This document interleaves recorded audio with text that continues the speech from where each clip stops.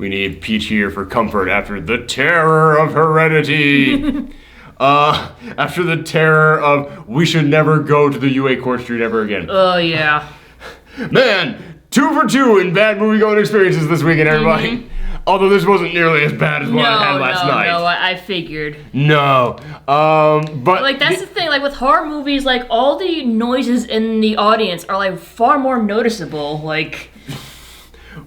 In mine, it was nonstop, so... But also, like, that's the thing. Sometimes you want an audience that will talk... Because, like, if it's a shitty horror film, yeah, it's kind of fun. It adds to the entertainment of the whole thing. This ain't one of those movies. This is one of those movies where you need to see it at an artsy-fartsy theater, and we didn't make it in time to the artsy-fartsy theater, so we had to go to the UA Court Street, and for everybody who has watched this show before, you know our misadventures with the UA Court Street. But here's the thing. It wasn't like people were talking back to the theater on this one. They were just kind of like, oh my god. Okay. Like, there were some people laughing, but it was kind of like they were laughing. Like nervous laughter? That's what I thought was at first, but then eventually it just hit a point in which they were like, the fuck am I watching kind of laughter. I was like, yeah, here's the thing. This is our post-Geekout reaction for Hereditary. Is it Hereditary? Is it Heredity? Hereditary, I think. Hereditary. Because, okay, like, I don't know words. Peach wants to eat my finger. Yum. Yum, yum, yum, yum. But yeah, so this is our post-Geekout reaction for Hereditary, which is not a review, it's just a discussion between the two of us about the thing that we just watched, and that does include full spoilers. So I will keep away from spoilers in the beginning, but there will come that point, so everybody tune out when we get to that if you haven't seen the movie yet. Peach. You're too cute, you're distracting me. But you can stay. But yeah, so let's go ahead and actually talk about this thing. This movie is getting a mountain of praise. Last time I looked, it's got a 94 on Rotten Tomatoes. Like, it is huge how many people are praising this film. I think it's overhyped. It is weird, but... I think you definitely, I believe, liked it more than me. Probably. We've kind of stopped talking about how we feel about movies as soon as we leave the theater, because we like to save it until we get here. Yeah, we save it for the P-gore. But I could get that sense from you that, like, you were more positive on this than I was. But that being said, I don't dislike this movie. There's just certain things in here I feel are kind of a mess. Not even like a huge mess, but like it keeps this thing from being as good as it should be. This is a film by A24. That's the production company. So they're known for like weird... A24 is known for not only weird stuff, but also for movies that are like, what do you think that means? And I was like, I don't know, fucking you tell me for once. Because they did, what was that film that you loved last year that I was kind of... Oh, Ghost Story? Oh shit, they did Ghost Story? Was it? Yeah, I think they did too. I actually like that one a lot. I actually like that one a lot. But no, there's the one with Robert Pattinson. Oh, shoot, what's the name of that one? Good Time. Good Time, yes. Yeah, you really dug that one. I liked it, but you definitely liked it more than I did. But that, again, is one of those films where it's like, oh, were you expecting a Hollywood ending? Ain't gonna fucking happen. And we don't mean that as in, like, everybody gets out happily ever after. We mean, did you expect for there to be a third act? Not fucking happening. And that's pretty much what happened here. Like, I mean... Well, kind of. Like, there were, like... This is way more like It Comes at Night, another A24 horror film, which you didn't see that one. But my big complaint about It Comes at Night was, okay, what comes at night? We're not gonna tell you. Okay, well that's cool. What is going on in this movie exactly? Like, that's not the important thing. The thing that everybody's afraid of, that's not the important thing. It's the human drama that's important. No, the human drama is good. I'm liking that. That human drama is really good. That's really good. What are they dramatic about? Because you can't have people be dramatic about a situation without knowing the situation. Like, the best way that I can sum up It Comes at Night is, you know, A Quiet Place? Imagine if you saw A Quiet Place, but they never explain that there are monsters. You never see any newspaper clippings. You just see everybody being really quiet and really sad about stuff, and then, like, they have that one safe spot where they're allowed to talk, but they never explain any of the rules behind it. They never explain why anything is happening, and you're just like, this is really freaking dramatic. Why? That's kind of what It Comes at Night is. That's kind of what this movie is. This movie is like, wow, there's really intense horror shit. They're not gonna talk about it at all until the very end. No, but you gotta put the puzzle pieces together. That's the thing that makes this better than It Comes at Night. Yes. Though. I will definitely say this is better than It Comes at Night because, yeah, man, it's puzzle pieces. Yeah, because like you see It's like little hints throughout the movie, and then it's like, oh. Towards the very, like in the last like 10 minutes of this thing, like you start going, this, which does make it, that's excellent. But my problem with this film is that it feels like 3 different movies. And they didn't, and the thing is, if you look at this on paper, you can totally see how those 3 movies could merge into one solid thing, but it didn't feel like one solid thing to me. It felt like 3 separate movies to me. Because... Yeah, you mentioned it was like kind of like awkward. It felt like uneven to me, yeah. Yeah. Because... Goddamn Peach. Yeah, it feels like very uneven to me because the beginning of this film, it starts off with Toni Collette, who, by the way, there has been talk of her getting an Oscar nomination for this, which is very rare for horror films. If she doesn't at least get a nomination, yeah. I will be pissed. Yeah, I mean, it's like... This is her movie. This is her, like, she took this on because, like, I have an entire demo reel here in this entire film. Every emotion I could possibly show, I'm going to show it, and every possible range of that emotion someone could possibly have, I will show in this film. So yeah, she is... Like I said, I do not dislike this film. I have problems with it, but the main reason why I can overlook those problems is, goddamn, Toni Collette is really good in this movie. Toni Collette knocks it out of the goddamn park. So yeah, it was great seeing her in this film, like really doing so wonderfully, but also really great seeing Gabriel Byrne in here. Gabriel Byrne I have not seen in forever, and he was really solid in this too. But I just flicked a piece of peach fuzz off my hand. But it opens out with them at her mother's funeral. Yeah, the grandmother of the family passed away, so... Yes, and she's up there and she's saying, you know, Mom was very secretive.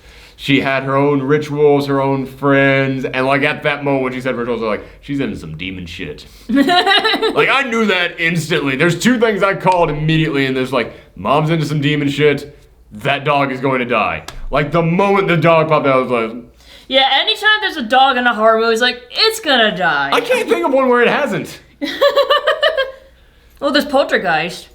Oh shit, yeah, that and Amityville Horror. Oh, yes. He runs back in to save the dog, which is like, that makes up for so many other horror films. But yes, like, the weird thing is, like, when you see the dog at the end, it's just like lying on the ground, so it looks like it's sleeping almost. Yeah, but you know it ain't. You know it ain't. I'm trying to be positive, but... By the way, I know we said we'd hold off on spoilers, but dude, if you didn't know the dog was going to die in this one... If you didn't know the dog's going to die in a horror movie, then I don't know what to say. The spoiler would be if it survived. Yes. The spoiler would be if the dog was behind all of this. Like... Yes.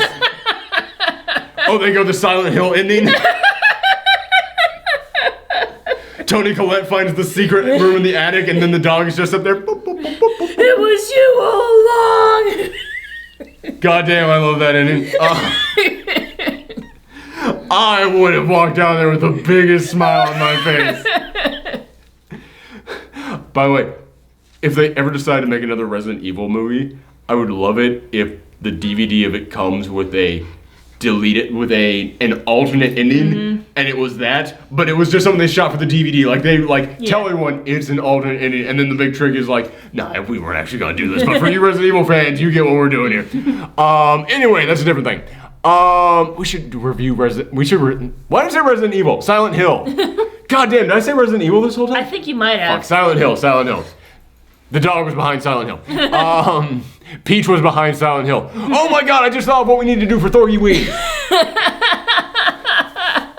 For anybody who's never tuned into this channel before, you have no idea what any of the stuff is I'm talking about.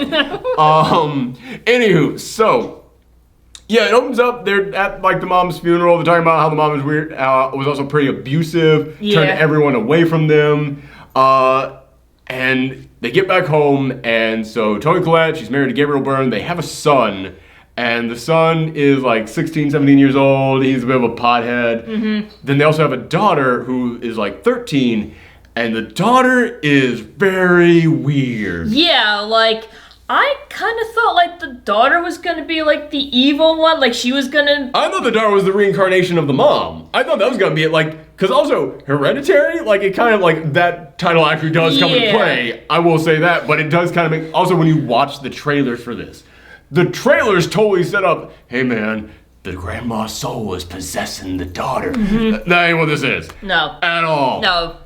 Not entirely at all. 90% at all. No, it's like, I kind of thought, like, maybe the grandma was going to haunt the family, but then it's sense. Like...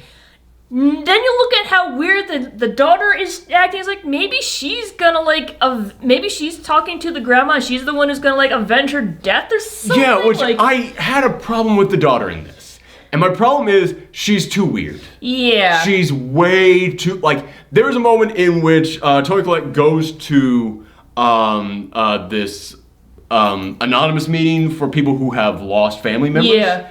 And she starts lining out her entire family history of, like, how certain family members had, like, psychoses. Her brother killed himself at 16 and wrote a suicide note saying that the mom put people inside of him. Which, holy shit, that comes back. Mild spoiler. But yeah, there's so many things in her family that she lists off as, like, psychological problems. Yeah, and at that point it's like, oh, is that Hereditary, the mental issues? Yeah, that's what it is. Because then after that point, when you find out all that information, you start seeing Toni Collette isn't entirely there. Like, this becomes one of those horror films where it's like, is it all in their head? Which they handled that pretty darn well. Yeah. But the thing is, after she listed all that off, it made me look at the daughter and it's like, have you never, like, tested her for anything? Because she is so fucking weird. Like, there's a moment in, like, she keeps building, like, little toys in school. Yeah. She never talks to anyone. She, like, refuses to sleep indoors. She only wants to sleep in the, like... The treehouse? Treehouse. Yeah. And she does all the time. Yeah, that's the other thing. She's constantly going... Yeah. Like, I can't even get to, like, the pitch that she's doing. You were way closer to it. Which, by the way, that's another reason you need to see this in an artsy-fartsy theater. When the audience we were with got bored with this film, they just started randomly going... Yeah, and it's like... I was like, no, motherfucker, we need to hear that from the movie because it actually becomes, like, a supposedly scary thing later on. Yeah, it's like, stop ruining the suspense. And it's like, honestly, like, there were, like, two, like, ladies next to us that were doing it, and I honestly thought it was, like, a mom and her daughter, and the daughter was going at it, and I was like... Why are you bringing your daughter to, like, an R-rated movie? And then, like, the movie was over, and the lights went up, I was like, oh, shit, they're grown women. Yeah. Fuck. Why are you acting like little girls in an R-rated movie? Like. Yeah, that's... We'll talk about that a little bit more later. But yeah, so that was one of my problems is that, like, you listed off all these mental illnesses that your family has had. Have you never had your daughter checked? Like, they never mentioned this. Like, they treat her like she's totally normal, and dude, she is so not normal. She has got, like, massive problems. And, like, things that, like, you can't even, like, list off. And, like, it feels weird that this is a theme in this movie, and yet the most obvious example of it, no one ever talks about in here. So I did kind of have a problem with that. But, okay. Now we're getting into kind of spoilery stuff in here. Actually, you know what? Tell you what. We're not getting into spoiler stuff yet. Not yet. Let's go ahead and just give our complete full thoughts on this film before we really get into it. Just to kind of sum up for everyone, I do really like this film. But for the people out there who watch that trailer and are like, oh man, this is going to be a really terrifying horror film, the horror elements are so goddamn small in this. Yeah, there's like... This is a family drama about a woman who may have psychological problems, dealing with loss, and breaking down. And yeah, that is terrifying in its own way, but not in any way that they promoted in this. Yeah. So I feel like a lot of people are going to be disappointed with that. Also, this film is slow. Yeah, it was like over like 2 hours. It's 2 hours and 7 minutes. Yeah. And I was checking my watch at times. I hate saying that, but I really was. Like, I get that they're trying to, like, make it suspenseful, but, like, you know, drawing out certain scenes and everything. There's stuff that, like, it gets drawn out too much. There's stuff that goes on for way too long. They definitely could move this on. And, like, yeah, there were people, like, in the audience, like, laughing at moments. And, you know, at first it felt like nervous laughter. But then eventually it just became like, man, they're just bored and they're just looking for something to entertain them in this. Yeah, it's like you mentioned before many times that, like, having jokes in a horror movie is important to break up the tension. Yeah, exactly. It's a release valve. Because if you don't, people will start doing that nervous laughter. So I thought that's what this was at first. But then eventually I realized, nah, man, they just are looking for anything to entertain them in this. Yeah, it is a very slow movie. And there came like a moment in which I was like, man, I want to just tell these people to shut up. But then I noticed, no, wait, it's not just them. It's also the people next to us. And then like a little bit went by, and then I heard the people like 2 rows in front of us, like audibly groan. It's like, oh my God, move it along. It's like, if I told these people shut the fuck up, they would team up on us. Like the whole audience would unite against us. This audience wasn't having it. So yeah, just to prep you guys, it's one of those movies. Yes. It is long. Yes, go see it in slow. Long, slow movie that you should see in an artsy-fartsy theater. It is not for the general audience. No. And again, I'm not saying that's a bad thing for films. I'm just saying, know the audience you're going to see this with. So yeah, I did have, but even still, even though I do think that like the pacing is important to this, there's moments in which it is too slow paced for me. But my big problem with this is that it's 3 movies to me. Because the first part of this movie, man, it's like The Witch, almost, it felt to me. It's like, something was going on with the grandma, something's going on with the little girl, okay, what's gonna happen? All that is gone after like the 50-minute mark of this film, I would say. Because I was checking my watch. Oh, okay. I know, that's why I can peg 50 minutes into this thing. Yeah, I was trying to avoid looking at my time, as I was trying to get invested in this movie, because that's what you're supposed to do with horror movies. Exactly, I know, I was not being a good audience member. No, but neither was anybody else, yeah. So. But I mean, one of the reasons why is because there was a major thing that happens 50 minutes into this film, and I went, this is happening now? How long has this movie been going on? And I was like, we're at the halfway mark almost. And this happens now? And then, yeah, it becomes a completely different film because all that shit before, gone, dropped, out of the way. And then it becomes a completely different movie. And then another half hour goes by, and then they introduce a brand new element. Then it becomes a ghost movie. Yeah, but it's like... my eye is itching me. But it does feel like 3 movies, but at the same time, it all sort of comes together in the end. That's the thing that I gotta say about it. At the very end, every single thing in this film, it was important. Every single thing in this film does go into that at the end, except for one thing. There is one thing that they introduce at the end of this film, and I went, and again, I checked my phone because I wanted to go, how far are we into this movie when they introduce this? There was one thing they introduced at the end of this film that I went, we are 15 minutes until the end of this film, and you introduce this now? Yeah, so there was one thing that I had a problem with. But so many of the other things in here, like even just little lines, all come back. But my problem is they left so much of them just sitting there and then moved on to the next thing. It's like, this needed to be more streamlined. This needed, not streamlined often when people say that, they mean tighten it up, like cut stuff out, cut the fat out, get this down to just the main stuff. No. So much of this is important, but it does not flow from one thing into the next. It's one thing, then it's another thing. Then it's another thing. And it's like, no, man, you could have kept this stuff kind of flowing into itself. So, yeah, I did have a problem with that. Like, you described it as puzzle pieces, and I totally agree with you, but it's kind of like when you're putting together a puzzle, and you've got a big chunk over here figured out, and then you got a big chunk here figured out, and you got that other big chunk there. And you're just trying to like find the pieces that connect them all. Yeah, except that this is one in which is like, oh fuck, we missed pieces in here. We got a puzzle with like some missing pieces. Yeah, it's like, and the thing is, it's not even like there were pieces missing to this. It was more just the film like assembled this piece, assembled that piece, assembled that piece, and then they're like, job done. It's like, no, there's more here, man. You have to actually now, like, every piece of that puzzle was used, but they got the 3 chunks of the puzzle together, and all you had to do was just go there. Now it's all connected, and they didn't connect them. It was just, this is movie A, this is movie B, this is movie C. Guess what? Those 3 movies were actually one movie. That's the twist. It's like, all right. But I was still impressed with how everything did come back together at the end. Again, don't get me wrong, I'm impressed with it. It's just, it was like, dude. It could have been done better. Like, the whole stuff with the grandma is way important at the end, and she isn't mentioned after the 50-minute mark in the movie. Probably before that. I don't think she's mentioned after, like, the half-hour mark in this film. I was like, you needed to, like, keep that shit fresh in our mind. In fact, there's, like, a moment early on in this film in which Peter Gabriel gets a phone call and finds out someone desecrated their grave. He goes, all right, well, just make sure that you get back in touch with me about this. Don't tell my wife about this. And And then that never, like, we never hear shit. That's like 10 minutes into the movie. We never hear shit about that until the very end of the film. I was like, come on, man, you gotta keep this stuff coming. Like, you gotta keep the wheels rolling. Like, this is almost like a stop motion. This is like almost like stop motion animation, except that it's not smooth, it's choppy. It's not smooth, it's choppy. Exactly, yeah. So yeah, that's kind of how I felt about it. Like, how about you?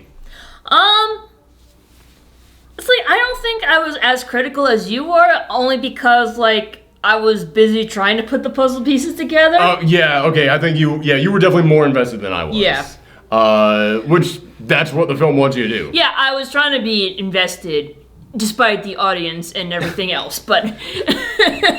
Yeah, I'm real sorry about that. Yeah, that's the thing. I knew there were puzzle pieces in there, but there came that point in which I was like, they had dropped the whole stuff with the grandma for so long, I was like, I don't even think this is part of the movie anymore. And there is a twist involving a certain character in here that I did kind of call, but again, she feels so separated from the rest of the movie that I was like, I don't even know if it, like, the way that they connected a certain character back in at the end of this film, it did kind of make me go, that seems really convenient that, like, no one knew about this, even though you had the evidence for this right there in your house. Okay, that's kind of how we feel about, let's go ahead and get into the actual spoiler stuff. 50 minutes into this movie, the daughter goes to a party with the brother, and then she eats some nuts there. And she has a nut allergy. She starts having the allergic reaction. By the way, the mother insisted on letting the girl go to the party with her brother. She did not want to go in the first place. Yeah, so. which, that was a problem. That was one thing that just made me go, why would you drag your daughter to... It's like... Why would you drag your 13-year-old daughter to your son's 17-year-old high school party? I know, but, like, he did lie about it. It's like... Oh, yeah, he was being an asshole, don't get me wrong. Yeah, I mean, it's like, hey, this is a school barbecue. It's like, oh, you guys are in high school. Why don't you go together? So, like, I get what she's saying, but at the same time, the daughter, her name is Charlie, she didn't want to go. So it was like, don't force your kid into something they don't want. Like, yeah. But she starts having the reaction. He gets her in the car and is just driving as fast as he can to the hospital. Which that was one thing, like, early on at the funeral, she's eating a chocolate bar, and there's like, are there nuts in there? And she goes, no. And then the mom goes, okay, good, because we don't have your EpiPen. And I was like, what fucking parents go anywhere without your daughter's EpiPen? Why didn't she tell the brother to bring the EpiPen just in case? Like, if they told him to do that, and then he, like, forgot because he was irresponsible, fine, done. But they established early on, this is just a family that knows that their daughter has a life-threatening allergy, and they don't bring an EpiPen with them. This family just very irresponsible. Yeah. I'm kind of glad they got shit happen to them, because they kind of deserve it. Gabriel Byrne didn't deserve anything. No, but Gabriel Byrne was okay. He was, like, the only sensible one, and The unfortunately... son sucks. But yeah, he is driving, and then the daughter tries to crack open the window to get some air, and she is, like, hanging her head out the window. And then he sees an animal in the middle of the road. It's like a dead animal. He swerves to avoid it. Her head hits this telephone pole. And then, man, I was speechless. Yes, everyone was. That's why I checked my phone, and I was like, I thought the entire film was going to be about this. Are we, like, towards the end? No, we're not even halfway through. What the fuck is the rest of this film going to be? Like, I didn't check it in that moment because I was bored. I checked it because I was like, shit, how much of this film is left without what I assumed was going to be the main focus of this movie in it? Because the trailers make you think she's the main focus of the film. She's gone. And what follows after that is one of the most gut-wrenching scenes. It is, but it's like, it's so realistic, yes. too. Like, I'm pretty sure I would react the same way if that happened to me. Like, wow, like, it's just... Like Peter, that's the brother's name, he's just, like, so mortified about what happened. He just can't... He drives home, goes into the house, and just like... lays there, eyes open, all yeah, can't sleep at all. And then he just, like... And then it cuts to, like, morning, where the mother has to go to work or something like that, and you don't even see her going to the car. You just see Peter's face, like a close-up on his face. Like, lying in bed. Eyes wide open. Yes. And you just hear the mom screaming and crying in the background. Again, Toni Collette, when she is at the support group for people who have lost family members, and she gives the entire family history as it's just one long shot of the camera zooming in, I was like, that's the clip you're going to use when you get your Oscar nomination for this. And then when this came of her just breaking down, I went, fuck everything else in this. This is it. Like, this is some of the best crying I've ever seen. So the daughter is now dead. Mm-hmm. And after this point, you start seeing the mom just losing. Mm-hmm. Like, we've already established her family has a history of mental illness. And you start getting to that point in which you're starting to wonder, like, okay, she's starting to, like, have weird dreams. She's starting sleepwalking again, which there's a story that she told at one point about how she walked into her son and daughter's room long ago, like sleepwalked in there, and they woke up with paint fluid on them, and she was going paint thinner, yes, paint thinner, and she was going to burn them with the match. And like because of that, the brother has been like very wary of her. Yeah, and like you see stuff throughout this film from this point on of her, like she's now sleepwalking into her son's room again all of a sudden. Mm-hmm. But yeah, for the next like solid 45 minutes of this movie, fuck all the stuff about the grandma, fuck all that stuff, fuck any like weird like demon shit that might have been going on in this film, which demon isn't brought up yet, but I mean like possible satanic rituals might have been going on with the grandma, like very slight hints of that. Yeah. But it's like forget all that, like all that's dropped. It is now a family drama about them after their daughter has died because of something that the son did, and now the mom, who we know has a history of psychological problems, is breaking down. Mm-hmm. And again, that is a type of a horror film.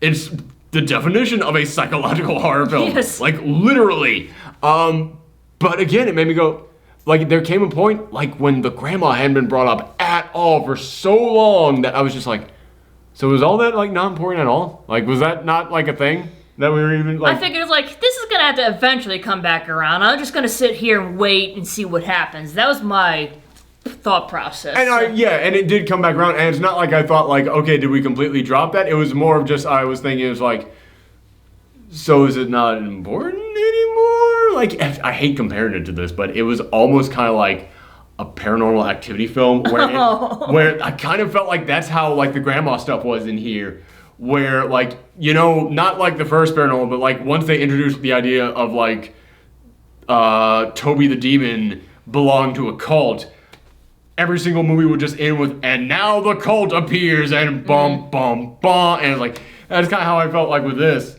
except it is set up definitely better in here. But then there comes a moment in which she is staying outside of she's in her car outside of the support group, and this woman just comes right up to her and is like, oh yeah, I saw you here before. It's like, listen, I lost my son and my grandson. If you need to talk, just let me know. And then they start talking. She goes over to her house and like they start communicating with each other. And she just, again, starts kind of like breaking down. That's when you find out about the paint thinner. So yeah, she is totally opening up to her about this. But then, again, this is like the next 45 minutes of the film. It's them just dealing with this. Is like them at dinner, having awkward dinners together, and then the mom and the son getting like screaming matches with each other. Yeah, it's like, oh, by the way, the mom does like models for a living, so that's why she has like paint thinner and paint and everything, and like you notice how like she's basically recreating like all this horrible shit in her life, and it's like, is that your coping mechanism? Because it does not seem healthy. She was definitely building stuff beforehand. Yeah, but it's like for some kind of an exhibit, but you never find out what the exhibit is supposed to be. No, it's like maybe just like for small models and everything, but it's like since like. But it was definitely meant to be models of a thing, like of the town or something. Yeah. But then there does come that point which is like, yeah, she's just making models of like her stuff that happened in her life, like the funeral home and like including like the scene where her her daughter died, like including the head there on the road. And there kind of comes a point which is like, okay, maybe that's what she was commissioned to do. Like maybe she is an artist and her art is depicting scenes of her life as houses and such. Like, and it's like, okay. I thought that when she did the the funeral home and everything, but it's like, then when it went to the scene of the accident, it's like, no, this is her way of trying to cope, but it is not a healthy way. And her husband even brings that up, like, you need to stop this is not healthy for you. Yeah, and then from there, so that's the family drama portion of the movie. Then all of a sudden, one day when she is coming out of an art supply store, her friend, what's her name, Joan? Joan, yeah, okay. Joan just comes right up to her in the parking lot and like, I can't believe this. Oh my God. I went to a seance last night, and I know it's crazy, but I was sitting there with a skeptic, and he looked like a changed person after this. I know it works. Just come to my place. I will show you. She goes over to the place, and then like she's now able to communicate with her grandson. Mm-hmm. Her grandson is like writing "I love you" on like chalk, and then like Tony Collette's just like, I can't do this. This is freaking me out too much. And he goes, trust me, it works. Here, you have to recite these words with an item that belonged to your daughter. You will be able to talk to her again. And that's the first time in which I kind of thought, okay, well, it wasn't the first time, but that's when I kind of became convinced, okay, she was in the same cult as the grandma. Like, I kind of got that sense from it. Like, even though they had dropped the grandma storyline before this, I was like, yeah, I see where this is going now. But what I didn't see coming is that she does the ceremony, she says the words, she keeps saying, I don't know what these words are, what the language this even is. Peter Gabriel says, I don't even know what language this is in. And then suddenly starts just moving and then breaking in the house. The son's like, do you feel that? I feel like something's on me. And like, Peter Gabriel is freaking out for the son. It's like, here's the thing, it's like, both the mom and Peter sense like Charlie's presence in the house. I should stop calling him Peter Gabriel because I just remember. Yeah, that's the son's name too. Yeah, I'm sorry. That was getting confusing on set. Steve is the name of the husband. Man, you're so much better at this than I am. But you're good at actors' names. I'm just good at character names. No, I'm not. Yeah, because I have IMDb in my pocket. But yeah, Steve is not the one who sensed her. And I thought, the name of the movie is Hereditary. So I was like, oh, maybe the mom's side of the family is able to, like, sense spirits and everything. So maybe that's where it comes from. Maybe that's why they're being haunted and everything. Yeah, there's that. Then that's not what happens. But yeah, because then this just becomes a ghost story after that. Which, again, it's like, okay, there's 3 different goddamn movies in here. It's like, okay... weird, culty grandma and the strange, creepy daughter. Okay, she's dead and we're not talking about it anymore. Okay, is she crazy? What's going on here? Is the mom gonna be okay? Is she going to kill the son? Oh, okay, now there's Ghost. Mm-hmm. And yeah, it's so clunky how they went from one thing to the next. That's my biggest problem with this film. But I mean, it's legitimately pretty good ghost stuff in there because you get like, this movie knows how to make a coat look like a human being. Yes. I gotta give them that. There's good creepy stuff in there, like, is that person standing over there in the corner? There's a great shot of a person's head falling off and then turning into a ball that just rolls out of the dark. Mm-hmm.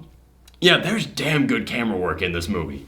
But there comes the point in which, like, the daughter's notebook is being, like, written in, and you're seeing like drawn in, yeah. And you're just seeing Peter's face over and over again with the eyes crossed out.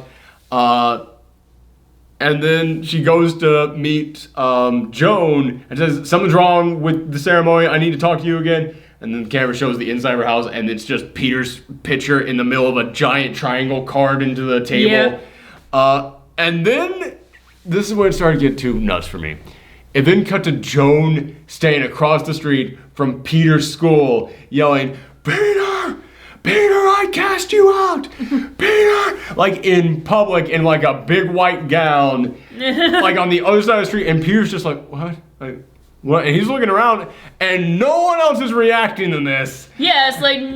I'm like, okay. It's like, was she an illusion? Like, I was thinking that because... That's the only fucking explanation for that scene. Because, like, no one else is noticing this random one just screaming across the street from a school. But they established she's not there in the house at that moment, so she's clearly... like, it's right the scene after that, so it's like, okay, well, where was she? She's there, obviously. And it's like, it's not like he's been seeing visions up until this point. It's like, aside from the one time when she saw himself smiling at himself in the mirror, which, okay, that's fine. But yeah, she's just standing there screaming. I was like, no one is even the people at his school who know Peter is a student there, sitting 2 feet from them, are responding to this? Yeah, it's like... Like, if someone started shouting out Michelle, I would still go, what? I would still turn and look and be like, what the fuck? Hell, if somebody just started shouting out anything in public, that's I'd the thing, is look. like, I'll just be walking down the street and I'm like, hey! And I'd be like, what? Because, like, that's just like a normal human reaction. Yeah, so it's like... So yeah, that was too goddamn goofy to me. But then she notices her welcome mat looks like a welcome mat that she's seen before. No, it's like she sees the Jones welcome mat. It's like, oh, the embroidery looks like something my grandma did. It's she runs back home, opens up a box, finds other welcome mats in there. Yeah, it's like basically it's all her mom's stuff. So yeah, she looks through all of her mom's stuff, finds other welcome mats with the same handwriting and designs on there. Yeah, it's like basically all her stuff, and it's like there was like a book. And there's like a little note in that. This is when I kind of went go fuck yourself to this film. Because yeah, you know that thing that I was mentioning that comes out of fucking nowhere? She looks in there, she opens up this book and finds a page about a demon called like Pybus, I think it was? Something like that? Something like that. No, but like in the very beginning. There is that. There was like a note. In the very beginning, there is a note inside of a book, and it says, sometimes we give up things for a better outcome. No, it's like, I'm sorry for all the pain I've caused you, but trust me, the sacrifices are worth it. Something like that, yeah. It's worth the sacrifice for all the riches we're gonna get, or something like that, yeah. Yeah, so then, that was in a little book that had a demon in it, so... She goes and looks through that book again and finds a demon in there. Yeah. And then it's highlighted in there and says... Because he is a male, he prefers male... he prefers to possess the male body. To possess the male body. And it does make you think back. Again, there are puzzle pieces, and you start thinking back to how everything fits in here. The daughter, Charlie, first off, boy's name. Secondly, she, at the support groups, says she hated her mother so much she refused to let her anywhere near her son. There's another moment where she has a dream sequence in which she says, I didn't want you, my mother was pushing me to get pregnant. And then, like, Charlie mentioned that Grandma didn't even want her to be a girl, she wanted her to be a boy. And she's like, well, I was a tomboy when I was a kid, which again makes you think, shit, they tried to possess her as well. Yeah, it's one of those things which, like, only a man could be possessed. So they kept basically trying to get every member of this family line pregnant with a boy. They just never did. And when they did get pregnant with a boy, she didn't trust the mom enough to let her anywhere near there. But she said, okay, by the time I had my daughter, I thought it was time to start healing. So I let her play with the daughter, but she sunk her nails into her and never let her go and never let me get anywhere close to my daughter. It's like, yeah, that's why the daughter's so weird. And they reveal at the end of this, they tried to have this demon possess the daughter. So now the daughter's dead. It's now gone into the son. Like, now the son is available, and that's what she was reading from, like, that's what she was reading from the incantation to bring Charlie back. She brought the demon back into the house, and now the demon was able to possess the son. And then the last, like, 5 minutes of this movie, not even last 5, like, last, like, 10, I'd even say, that's when it becomes a pure, solid horror film.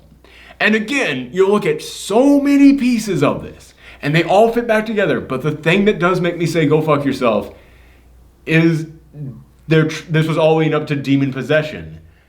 I don't think the demon is introduced nearly enough in this. No, it's not. But it's like, I think that was like the whole point. I mean, it's like, I don't know. It's like, where is the line between clever twist and just random shit you threw in here at the end? Like, that's the big question. Yeah, it's like, the thing is, like, the demon is supposed to, like, give you, like, riches and wealth and good fortune. So there's that line in there. Yeah. But I don't, again, it's like, this really is, to get my full opinion on it, I've got to watch it again.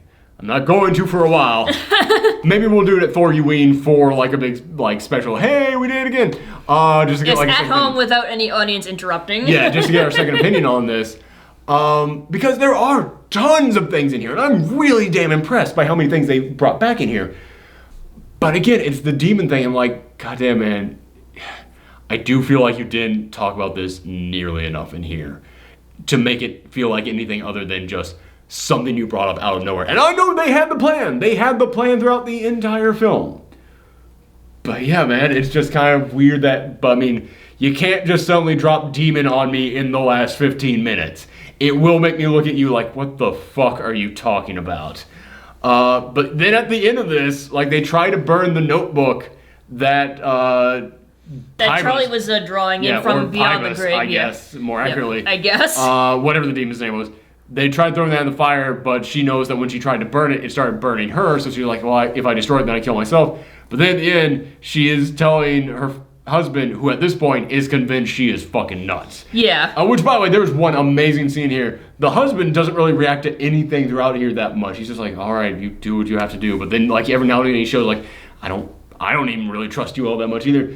There's a moment at the end of this in which the son, like, attacked himself, like, beat his own head into the desk at school after he's starting to get possessed.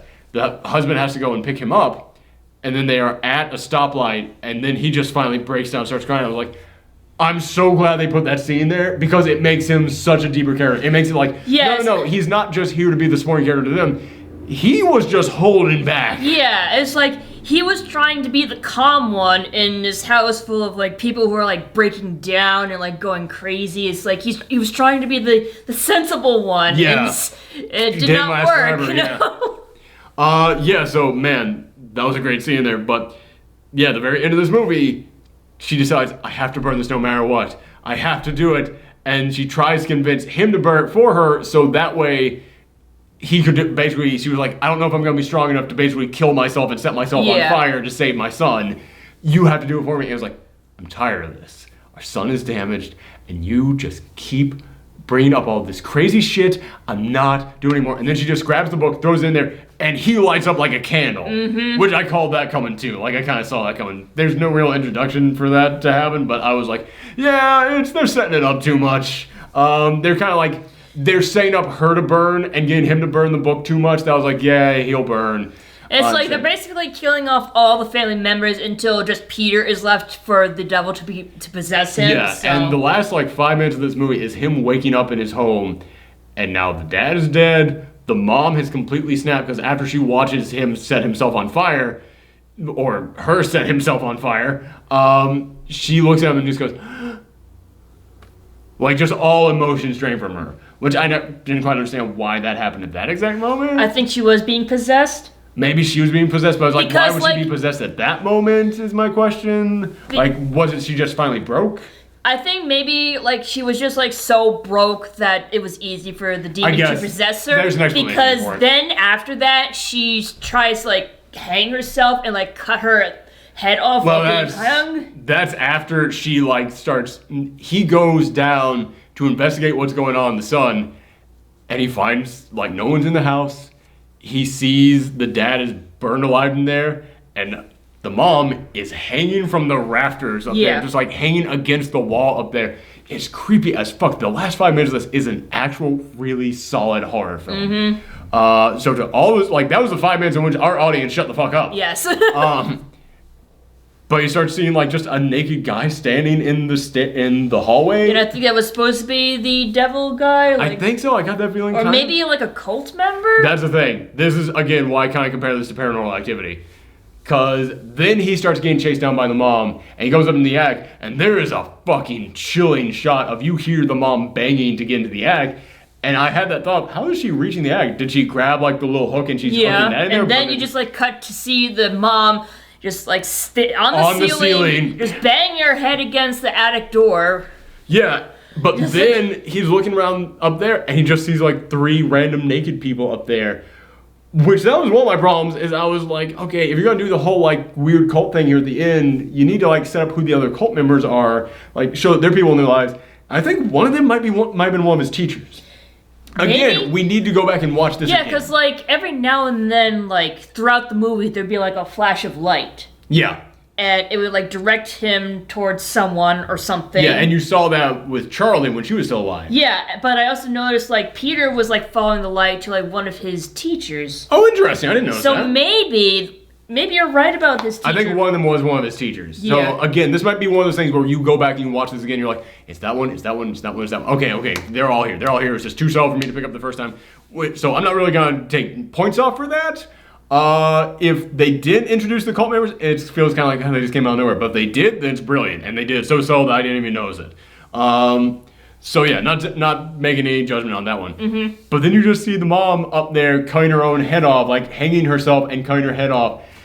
And yeah, he freaks the fuck out, jumps out of there, and then he wakes up and he stands up and just goes, and then he follows like the floating headless corpse of his mom into the treehouse, and he gets up there and it's just nothing but naked cult members all bowing to him, and there is like this little wooden figure meant to resemble the demon they were praying to. Oh, now I get it. Like, because Charlie was making all those toys. And she cut the bird's head off. There's a moment when she cuts the bird's head off, and then in her notebook, you see a drawing of the bird with a crown on. Yeah.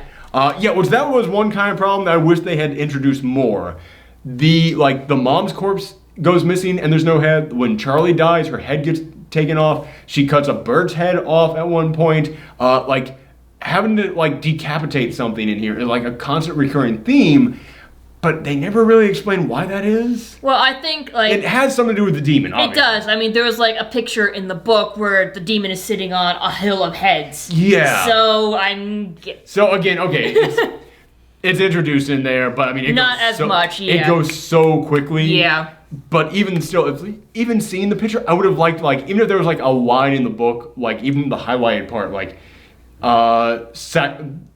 heads must be sacrificed in order to summon him, which they don't give you all that much time to read that, so it might have been in there. Maybe. But still, something like that to explain why heads. You see that picture in there, but I need some kind of even just a quick people would sacrifice heads to him as a thing or something like that, just something. Mm-hmm. But yeah, at the end of this, they put the crown on him. And they're cheering him on, and then it just cuts to credits. Basically they're saying yes, now you will help us take over the world. You will help people submit to us the way that we submitted to you. And the thing is, Peter's just standing there completely emotionless the whole time. So you can't really tell if he is being possessed or if he's just so traumatized about what's going on. It's one of those in which you are. It is a really good example of you don't know what to make of the ending. Yeah. Because it's is he possessed, and this is just what he looks like possessed? Or is he trying to figure, is, the human side of him, still in there, conscious, and it's just, he's kind of a blank slate? Because this is also how the daughter was acting. Yeah. So, yeah, it is, a very kind of, okay, well, what's going to happen with this now? But you never find out. Which is fine with me. The question is better than any answer they would give you. So, yes, I do like this film. I really do. I'm not going to be one of the only people that comes in here and badmouths the film that everyone loves this year. But I'm also not liking it just for that reason. I'm not liking it just because I'm afraid to stand up and tell the truth about this. No, man, this is a really damn good film, and it's really freaking smart. The only problem is it doesn't flow throughout it all that well, was my feeling. Right. I feel like there's a pile of clues over here, a pile of clues here, and a pile of clues here, and it's yeah, man, the clues shouldn't be a pile, the clues should be a river that just flow throughout this film. And instead, I just kind of felt like it was here's all the clues about this thing, never mention those again. Here's all the clues about this thing, never mention that again. But they are all introduced, and when you think about how this story works, the story works. The story, it's just, some of these elements should have maybe stuck around, continued, been sprinkled in there a little bit more. Yeah, mentioned more. Yeah, exactly. Just to kind of keep it flowing, because it does feel like three different types of movies to me. Mm-hmm. But if you could have gotten this to all feel like one movie, yeah, man, it's a great movie. Yeah. It does all flow it does all fit together. It just doesn't flow together is my problem. Okay. And again, Toni Collette, goddamn. I can't imagine someone giving a better performance in anything this year. She nailed it in this. So did pretty much everyone. This is really just incredibly well performed and incredibly well shot. It is, yeah. This is a beautifully filmed movie. Also, again, yes, if you're going to this because you saw the trailer and it looks like, man, this is gonna be terrifying all throughout it. Not really. No. The terror is very rare in here. It's a slow burn movie. It is a very slow burn, and just every now and again you get like a little, oh, there's a thing. Yeah. But then at the end, the last 5 minutes are a legit good horror film. I will say though, one other small complaint that I had in this is that the hey car is just that's not as creepy as I think it should have been. Like, maybe that was the point, like, oh, kids, they'd like to make funny noises. It's innocent, and then I think it was more of just like, they were definitely trying to set up like something is wrong with the daughter, and I think that they were going to, it was like, well, it's like a nervous tick of hers. Yeah. But there's moments in which they're using that to like freak you out. And yeah, I would jump at because it's the thing that the daughter would do, and now the daughter's dead, and now we're hearing it. But like when you think about like, oh, this is like something that a demon is doing. Like this is something that the demon is making them do. It's like, why the fuck is a demon making them click? Well, maybe that's how he communicates. Yeah, it's kind of... I don't know. Yeah, it's just so, like, that to me was not, like, the scary thing that it should have been. In fact, our audience, again, they were laughing at it. It's like, yeah, I can't really blame them for that. Like, you could have come up with something better for that. But that's just another small complaint I had. This is a good film. Yeah. I can't get on the absolute 100% loving it train with everyone else. I don't even know if this will probably be in my top 10 this year. Would you like give this like a B or? I'd give it a B+, a really solid B+. Yeah, I think so too. Yeah, like I don't know if I'll do a review of it, but I'd give it an 8. Like it's a solid 8. But yeah, man, to the people out there who are just flat out like loving it, I can't quite get with you there on that. But if you enjoy it, that's fine. Yeah, man, I see the ingredients in this. Yeah, I see all the stuff that there is to love in it. I'm not coming in here and like, you know, saying that you shouldn't enjoy it. Just, yeah, man, I can't quite, like, the pacing and the flow of this film, it kept me from getting into it. So, yeah, I can't quite get there with everyone else. But it is very good. Might be a tad overhyped for me, but it is very good. So, yeah, thank you guys for tuning in. I got at least one more movie to review this weekend, which I am thinking maybe we will do that one on Twitch. Have that be a Twitch first P-Gore and then upload later, but it would be Hotel Artemis, which has Jodie Foster in it. I really like Jodie Foster, so even if it's getting bad reviews, I'm just glad that she's in the thing again. But yeah, thank you guys for tuning in. Make sure that you come back for that. Bye. Bye.